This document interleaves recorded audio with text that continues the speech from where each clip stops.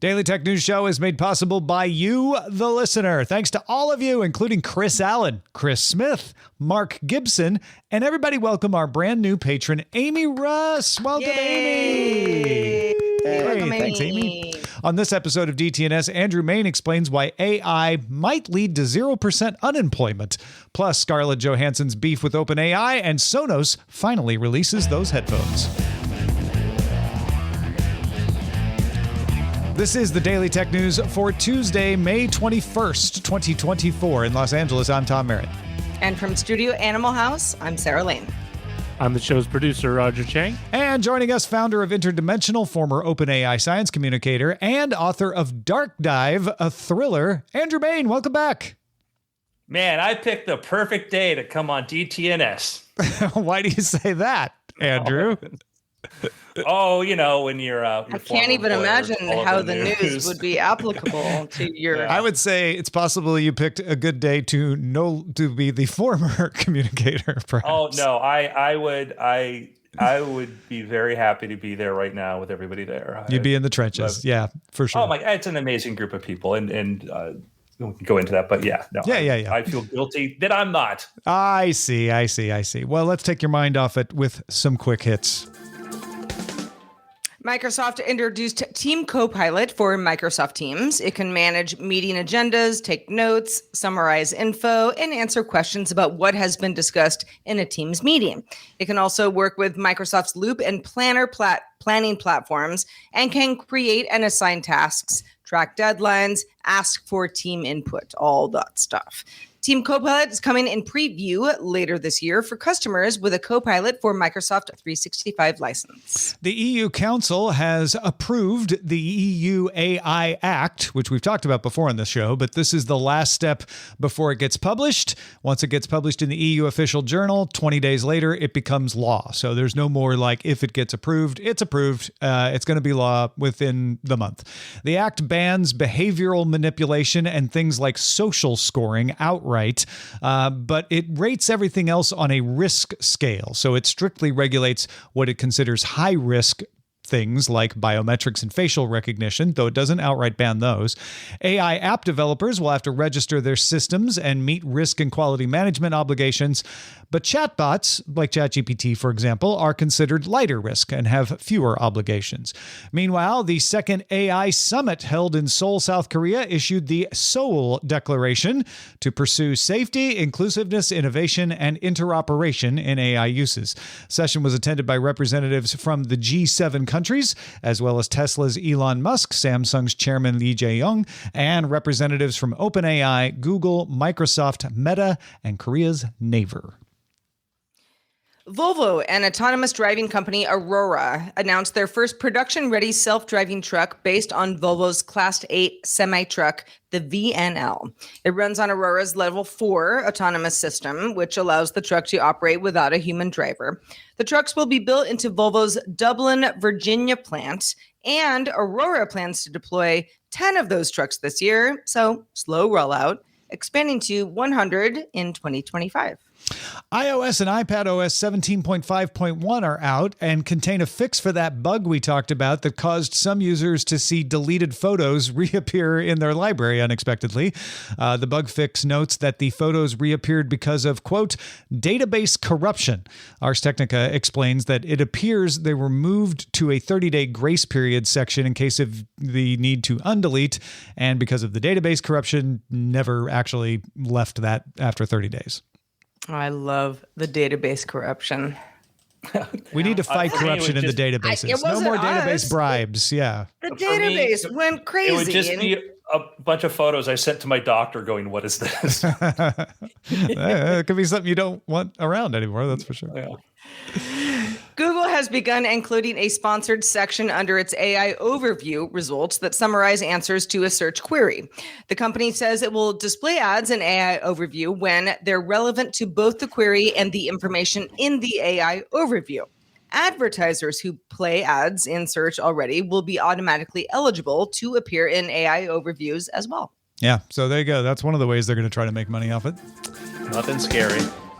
Yesterday, we learned that OpenAI had pulled its Sky voice from use with text-to-speech in GPT-4o, and OpenAI explained that the voice was trained off of the work of a paid actress. It was not intended to sound like Scarlett Johansson, although many people remarked that the Sky voice, which was used in OpenAI's demo last week, sounded a lot like the AI voice from the movie Her, which was performed by Johansson. After we did DTNS, or actually possibly during DTNS, Scarlett Johansson issued a statement. Among the things she said were that she had been offered and even considered licensing her voice to OpenAI, but declined the company's request to license her voice last September for personal reasons. 2 days before the demo, CEO Sam Altman apparently contacted Johansson's agent asking if she would reconsider, but the demo happened before they could respond. Now, in Scarlett Johansson's own words, she wrote, "When I heard the released demo, I was shocked, angered, and in disbelief that Mr. Altman would pursue a voice that sounded so eerily similar to mine that my closest friends and news outlets could not tell the difference." Johansson's legal counsel has contacted OpenAI and asked them to detail the process by which they created the Sky voice. So that they didn't threaten to take them to court directly. They said, we need you to tell us how this was done. Then we'll threaten to take you to court. Johansson wrote, "I look forward to resolution in the form of transparency and the passage of appropriate legislation to help ensure that individual rights are protected." Sam Altman said, "We cast the voice actor behind Sky's voice before any outreach to Ms. Johansson. Out of respect for Ms. Johansson, we have paused using Sky's voice in our products, and we are sorry to Ms. Johansson that we didn't communicate better."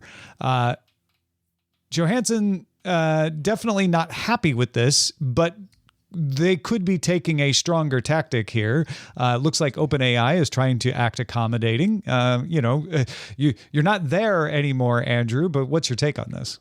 Yeah, I'm speaking as citizen Andrew. And so I was, I've been OpenAI when to develop voice. I've used the voice technologies, the cloning technologies and stuff. By the way, that's something OpenAI sat on for almost 2 years because they were considerate about the potential risks for that and did not want to put something out there. They think about these things very much so. I had heard the Sky voice, and I may be the only OpenAI person to ever met Scarlett Johansson in person. I never connected the two voices. I never connected them. Certainly there's an emotive thing that's unlike Siri and other things, but listening to the voice, I've never thought, oh, that sounds like her. So the Sky voice you were familiar with and just I've heard, they're obviously replicating that movie Her. No, they're in AI, you look for great examples of stuff. You have the cool calculating how, and then you look for things that are more positive, emotive voices. And so they have a number of voices that they use and they released. And so I never connected those two because just one, I've tried to say this in a polite way. Sky voice sounds more like I kind of expect like a 1-900 number to sound like. And so it's just,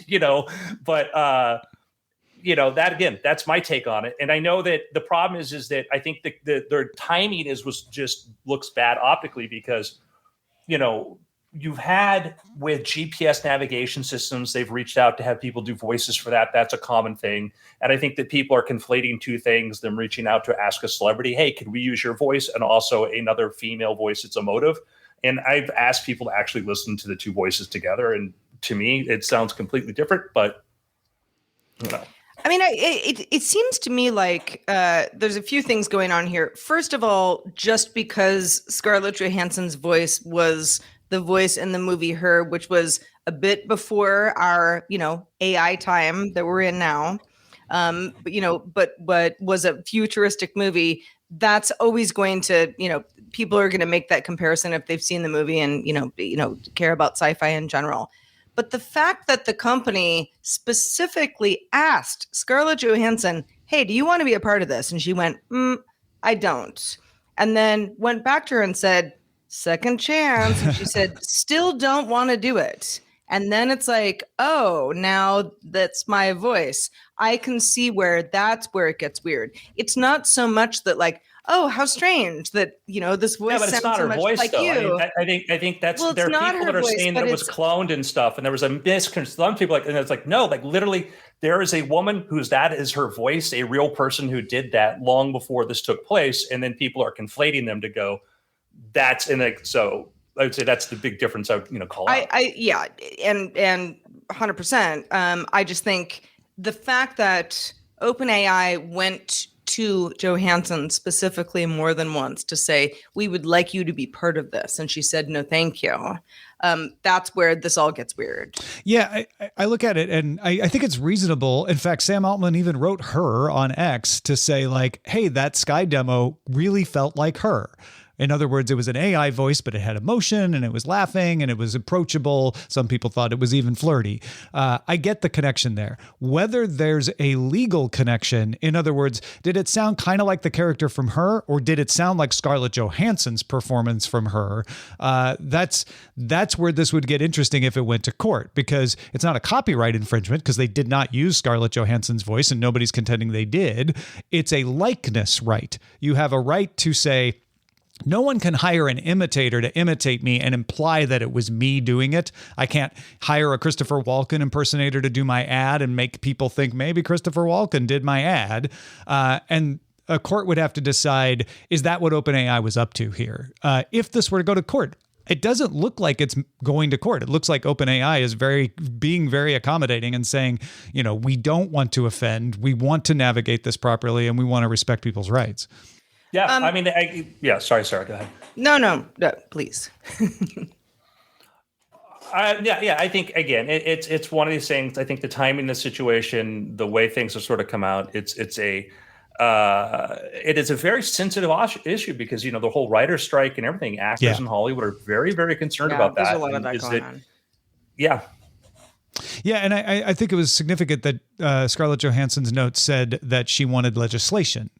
So it seemed like more of an appeal to some kind of political push that she might be getting behind rather than specifically, I'm going to sue you, OpenAI. And that's where it's going to get tricky. And by the way, remember the controversy last week was the Apple ad crushing all the musical instruments. So clearly there is a sensitivity out there that tech needs to be aware of, that things that may seem like they're not a big deal is triggering for people.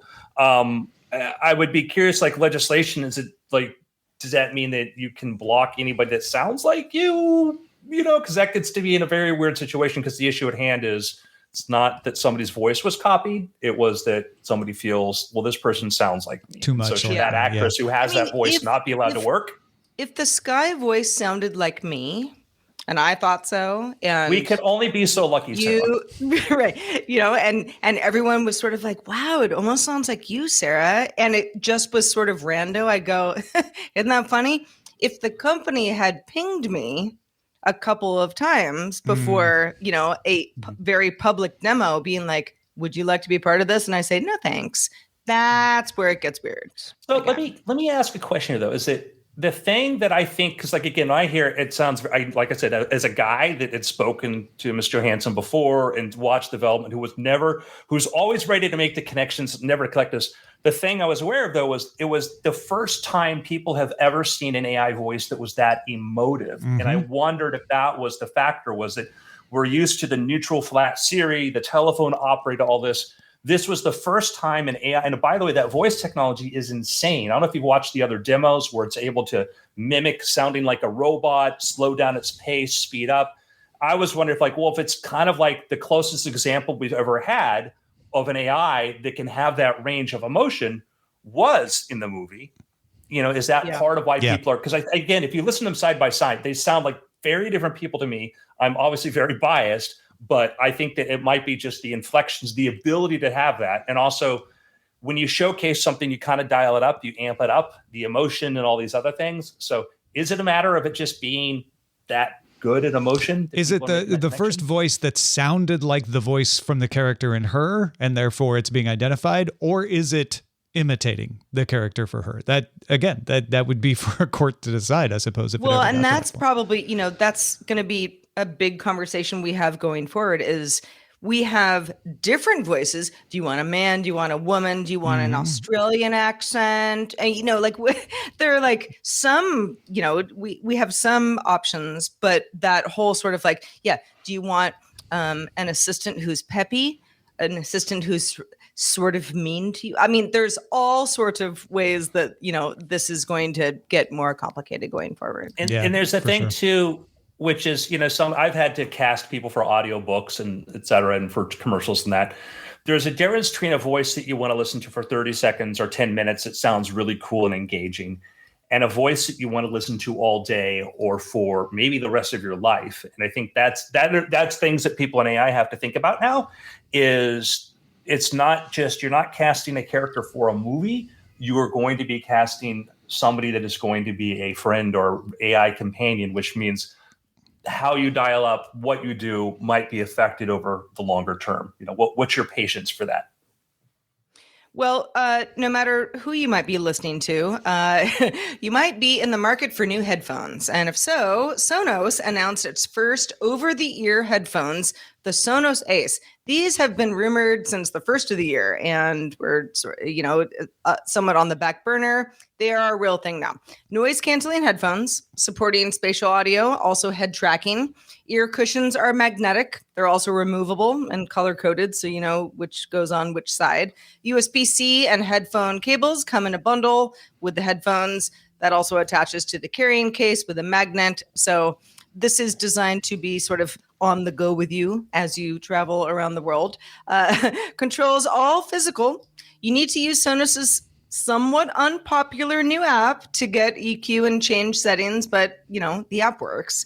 You can also connect by cord, Bluetooth, or get music from the Sonos Arc speaker over Wi-Fi. That part was very interesting to me as a Sonos a living room theater user myself. More Sonos speakers are apparently going to be supported soon. Sonos claims a 30-hour battery life. If you're not connecting to home theater audio, obviously it's going to be a little bit less if you do. And if you're saying, this all sounds great, how much? Pre-orders open now, $450, shipping at June 5th.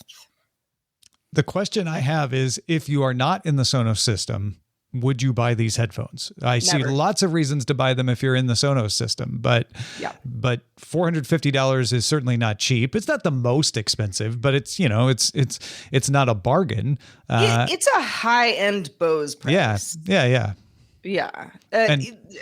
And listen, I've got, let's see, 1, 2, 3, 4, 5 Sonos speakers in my house right now. So they're for you. So, and I use them mostly as smart speakers, not even really, to like play music and use them for, their great EQ quality. But I like Sonos. I also think Sonos is kind of a weird brand. It's a high-end brand. It is quirky.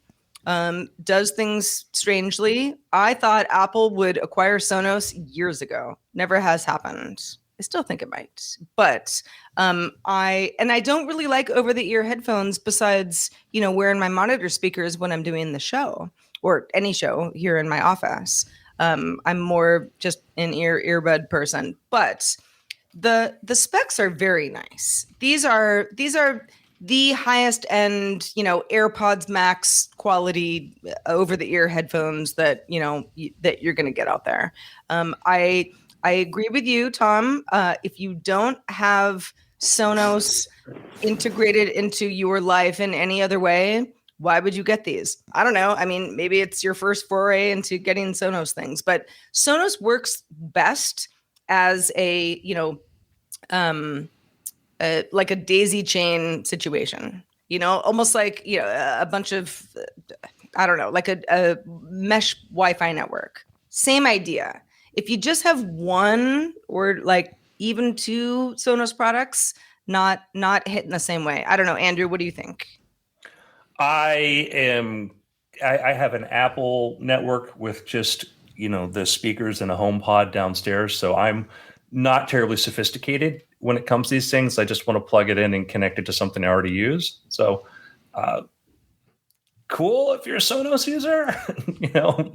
My audio, I have my AirPods in like 24/7. I have 2 different pairs here. So that's really, my life for me. So this almost reminds me a little bit of when Tidal, the streaming music service, announced, it was whatever, the best audio quality ever that, Apple and Spotify don't give you, and people, like Neil Diamond too, remember? And a few people were like, cool. And the rest of us were like, I don't know.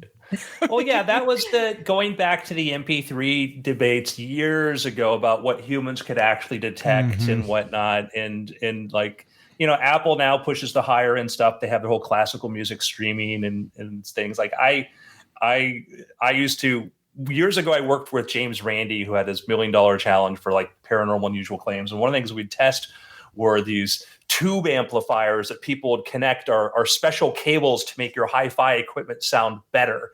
People would pay for thousands of dollars, and we'd show that you just could not tell the difference between them. And I certainly think there is a quality difference, by the way. I do think that some people for certain high ranges can pick that up. I don't want to dismiss that.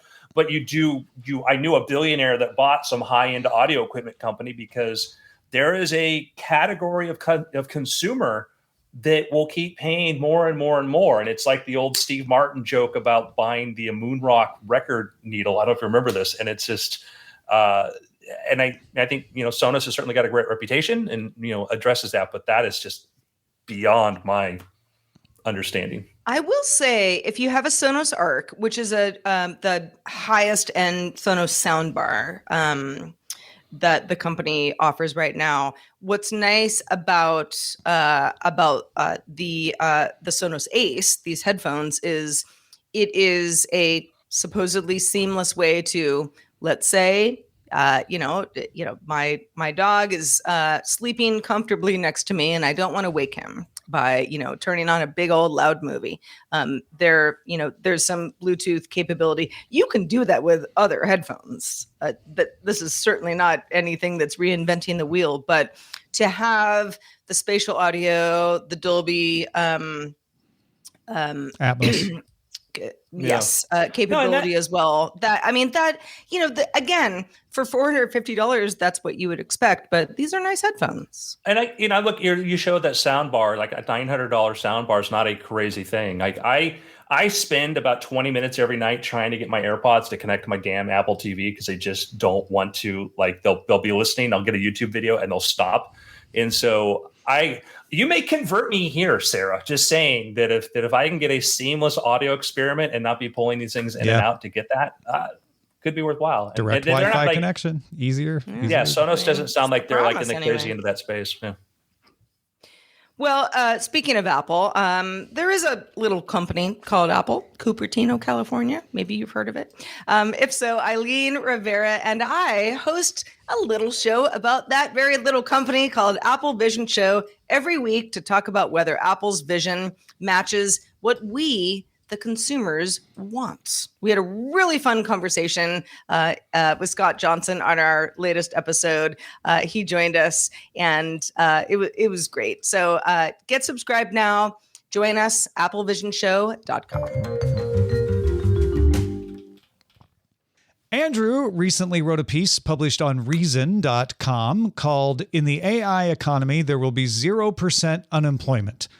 Now, if AI can already do so many of the things that our jobs do better than we can, and it's continually getting better, Andrew, how could you possibly make this argument 0%? It's going to take all our jobs. What is going on here?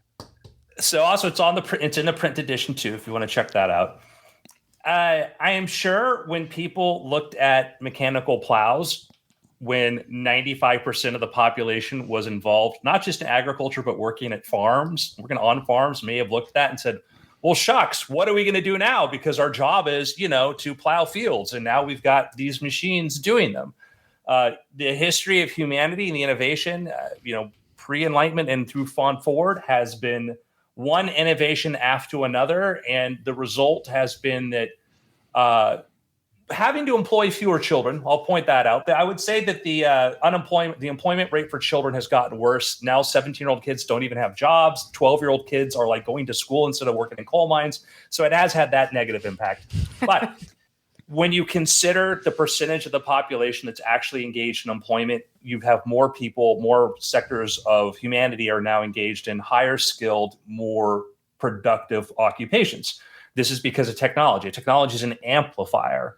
I can have a person with, a hoe go out there and have them try to, till a field, put him in a tractor. All of a sudden, instead of just feeding himself and maybe some of his family members, the ones he likes, he can now feed the town.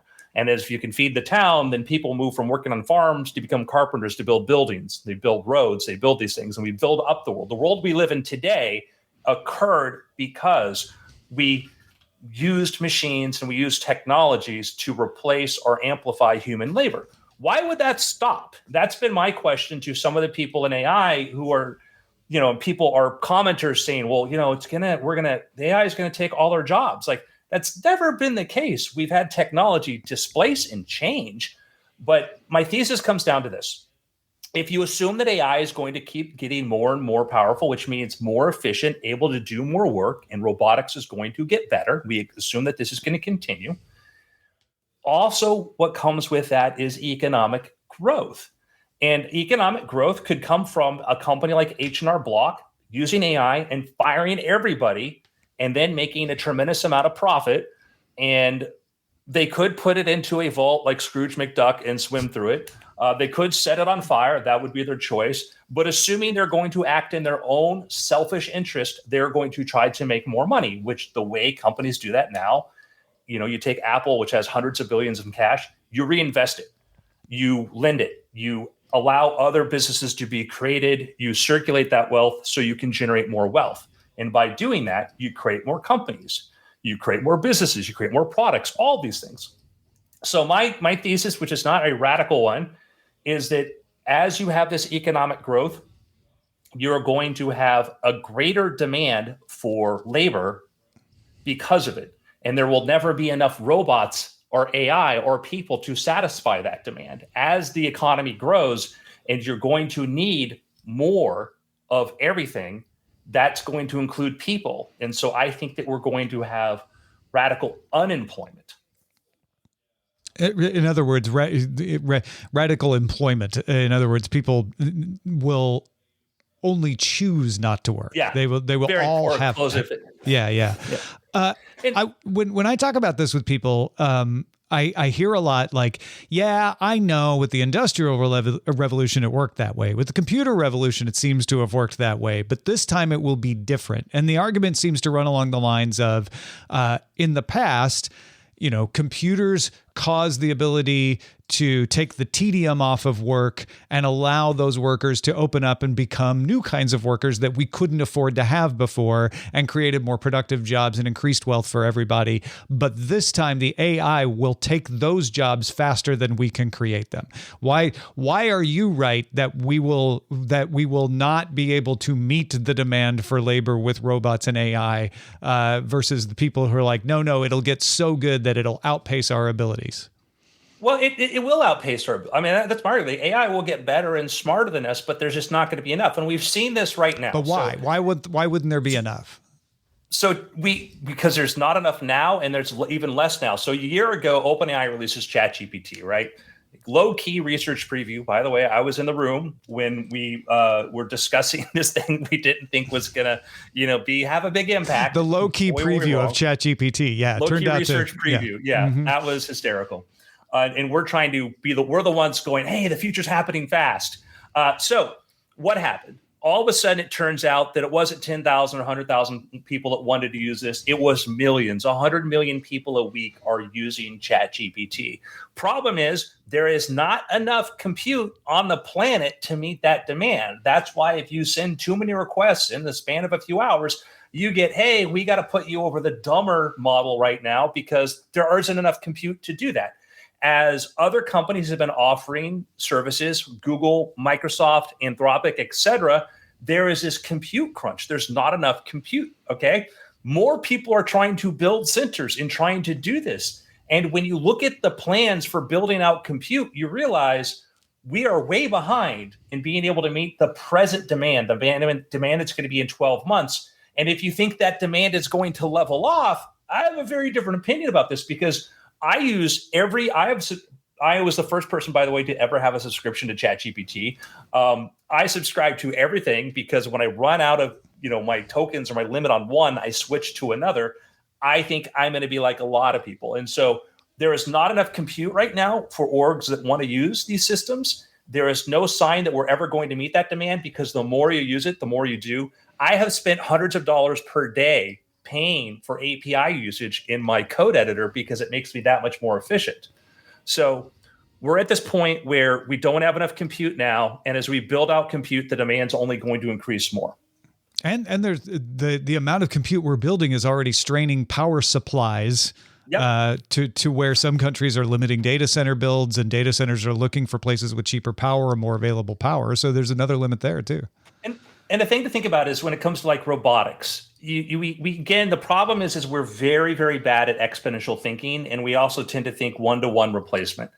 And if you look around your house and said, hey, if you had a handyman that could work for $5 an hour and could fix things, you would fix a lot of things, okay? If you look around your community, if you look at schools around the world, we could be in a world where the average child in the global South could be going to school on a campus nicer than Stanford. That is a reality with robotics. That is a reality with an AI future where you drive down the cost of these things so low.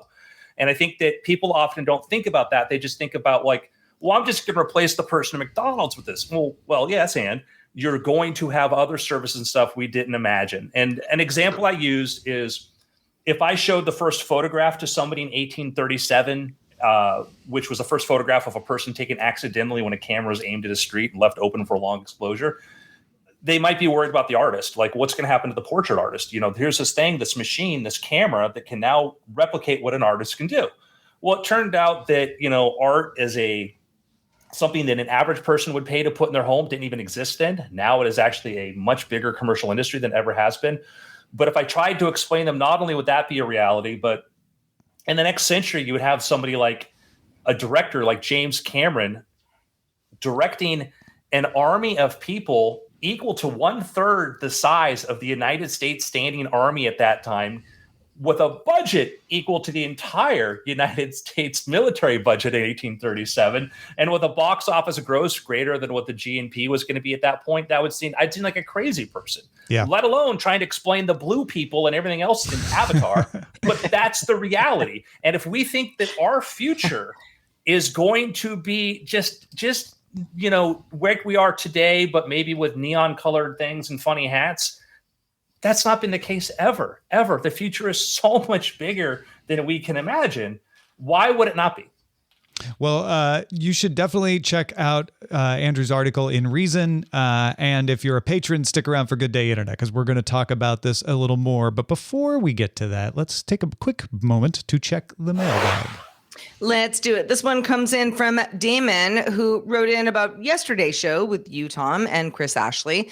Damon said, you made some very good points and criticisms of Apple News. With so many news orgs relying on heavily Apple News, I have a few questions. How do organizations join? Has Apple ever denied an organization from joining? Has Apple ever dropped an organization that was originally part of Apple News? Damon says, I feel that how these questions are answered will help myself and others decide if this is predominantly a net positive or negative. Could this be the early stages of Apple being a news gatekeeper, much like they are in their app store? Yeah, I think organizations joining is less controversial. Any organization that has a big enough audience to make it worthwhile can join if they agree to the terms on audience relations and revenue sharing. That is easy. Has Apple ever dropped an organization? I've heard of organizations withdrawing, like the New York Times, but I've never heard of an organization being dropped by Apple. I'm not saying it hasn't happened, but I haven't heard of it. And that's where it would become concerning, is if Apple decided to drop or even just deprioritize the promotion of a news organization within Apple News because of its content. That's where it would start to get concerning. I have not heard of anything like that happening. So far, Apple News has played pretty above board. If you're willing to agree to the revenue sharing terms and the audience relation stuff, you're in. And a large number of reputable publishers have done so. So, there's a few like the New York Times who don't find it to their taste, but it doesn't seem to be such an onerous set of terms that you don't have folks like the LA Times, Wall Street Journal, Scientific American, Wired, Billboard, et cetera, et cetera, et cetera. Yeah. Apple is a weird company, though. I don't know if you saw, they're doing a miniseries about Huey P. Newton, which was a guy that was accused of killing a teenage girl and murdering all of the witnesses. And they're like, this sounds like a happy, feel-good TV series. And so I don't know how their decision-making process works. Yeah, exactly. And then John Murray III posted on our Patreon, I want to be excited about the new Copilot machines coming out. I think I am more excited to see what companies and people do with them. I'd like to see more than just productivity. Thank you, John Murray III. If you want to talk to John about that, you can become a patron too. Patreon.com/DTNS. And thanks to everybody who writes in. Feedback at dailytechnewsshow.com is where to send your query or your thoughts in general. Andrew Mayne, thank you for sharing your thoughts with us today. Let folks know where they can keep up with the rest of your work. AndrewMayne.com. That is Andrew, MAYNE.com. I have a blog there, and you can also follow me on Twitter or X. Indeed. Go find Andrew there. Patrons, like I said, stick around for that extended show. Good Day Internet. We're going to keep talking about the effects we think AI will have on our world, not just in relation to Andrew's column, but beyond that as well. Maybe take some questions from the chat if you've got some questions and you're watching or listening live. Stick around for that. You can catch our show live Monday through Friday at 4 p.m. Eastern, 2000 UTC. And you can find out more at dailytechnewsshow.com/live. We're back doing it all again tomorrow, talking about how PCs, not necessarily game consoles, might be the future of video gaming, with Scott Johnson joining us. Talk to you then. The DTNS family of podcasts, helping each other understand. Diamond Club hopes you have enjoyed this program.